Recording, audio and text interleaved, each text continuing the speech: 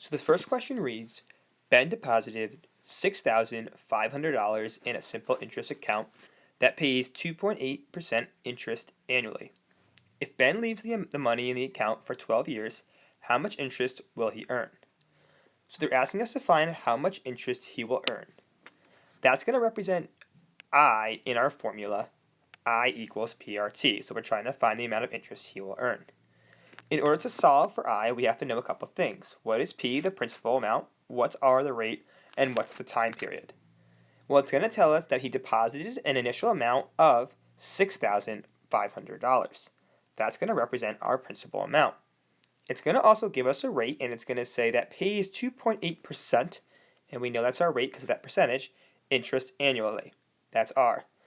Last but not least, it's going to tell us if he leaves the money in the account for 12 years, it gives us our time period of 12. So we have enough now to solve for the interest he will earn.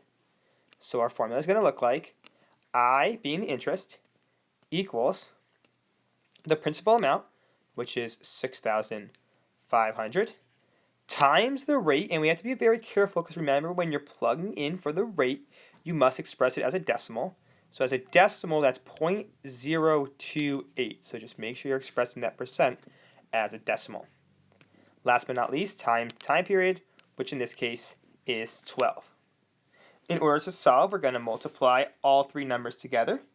When we multiply all three numbers together, we get I, the interest, equals, in this case, those three numbers multiplied together would give us 2,184.